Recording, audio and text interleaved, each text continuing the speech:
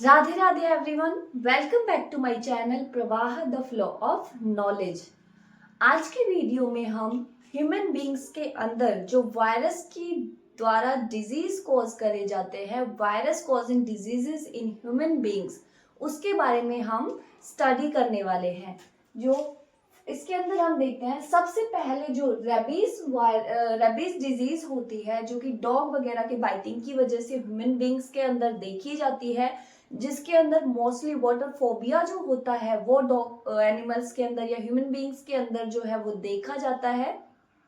वो हाँ, rabies virus की वजह से होता है। और रेबीज वायरस की वजह से जो है वो हाइपरफोबिया जो होता है वो ह्यूमन बींग्स के अंदर हो जाता है। फिर इसके बाद आता है डेंगू। डेंगू डिजीज जो होती है वो ह्यूमन बींग्स के अंदर फ्लेवी वायरस के द्वारा कॉज की जाती है। फिर आता है AIDS, auto immuno deficiency syndrome, जो डिजीज है वो HIV virus, human influenza virus के द्वारा ह्यूमन बींग्स के अंदर कॉज की जाती है। इस डिजीज के अंदर जो इम्यूनिटी सिस्टम होता है ह्यूमन बींग का, वो बहुत ही वीक हो जाता है। स्टार्टिंग के फेजेस में ये डिजीज जो होती है वो एसिम्प्टोमेटिक होती है, इसको आइडेंटिफाई नहीं किया जा सकता, लेकिन धीरे धीरे ये लास्ट के स्टेजेस में इसके सिम्टम्स दिखाई देते हैं। और इसका क्योर अभी तक, परमानेंट क्योर अभी तक नहीं मिला है। एंड इसका जो ट्रांसफ्यूजन है वो जैसे हम सीमन के थ्रू हो सकता है, सलाइवा के थ्रू हो सकता है, ब्लड के थ्रू हो सकता है। अगर किसी पेशेंट के द्वारा यूज किए गए निडल्स वगैरह जो होते हैं, सिरिंज वगैरह होते हैं, वो किसी नॉर्मल पर्सन को अगर उसको यूज कर दिया जाए उसकी बॉडी पे, तो उसकी वजह से हो जाता है इसका ट्रांसफर। इसके अलावा जो मदर्स होती हैं उनसे अपने बेबीज के अंदर जो है HIV वायरस का ट्रांसफर होता है, और ये एड्स डिजीज जो होती है वहां पे देखने को मिलती है। फिर इसके बाद आता है मिजलिस डिजीज। मिजलिस डिजीज के लिए जो कॉजिंग एजेंट है वो है रूबियोला वायरस। फिर आता है पोलियो डिजीज। पोलियो डिजीज जो होती है जिसका वैक्सीनेशन दिया जाता है, दो टाइप के वैक्सीनेशन पोलियो के होते हैं, oral polio vaccine and injected polio vaccine. Salk and Sabin के द्वारा ये दिए गए थे।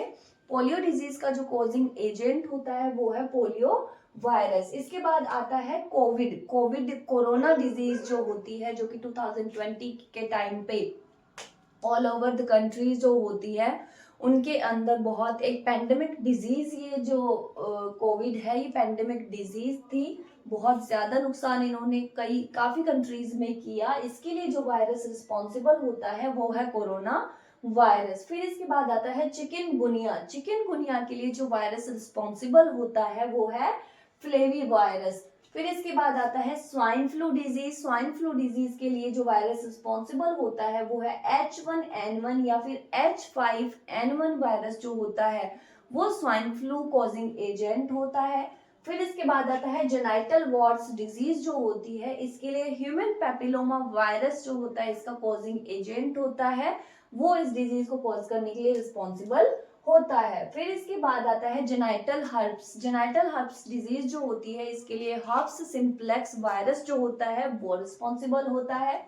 फिर इसके बाद आता है मम्स डिजीज। मम्स डिजीज के लिए जो वायरस रिस्पॉन्सिबल होता है वो है पैरामिक्सो वायरस। फिर आता है हमारा कॉमन कोल्ड, जो नॉर्मली सर्दी जुकाम हमें लगता है, उसके लिए जो वायरस रिस्पॉन्सिबल होता है वो है राइनो वायरस। इसके बाद आता है हमारा small pox virus. Small pox virus के लिए जो स्मॉल पॉक्स डिजीज जिसके लिए जो वायरस रिस्पॉन्सिबल होता है वो है वेरियोला वायरस। स्मॉल पॉक्स का जो वैक्सीनेशन था, जो फर्स्ट वैक्सीन था जो कि आइडेंटिफाई किया गया था, डिस्कवर किया गया था और जो बनाया गया था एडवर्ड जेनर के द्वारा, तो ये हमारा स्मॉल पॉक्स कॉज होता है वेरियोला वायरस की वजह से। इसके बाद आता है chicken pox. Chicken pox causing जो एजेंट होता है वो है वॉरिसेला जोस्टर। फिर आता है इन्फ्लुएंजा। इन्फ्लुएंजा डिजीज जो होती है वो इन्फ्लुएंजा वायरस की वजह से कॉज होती है। इसके बाद आता है हेपेटाइटिस डिजीज। हेपेटाइटिस डिजीज का कॉजिंग एजेंट जो होता है वो हेपेटाइटिस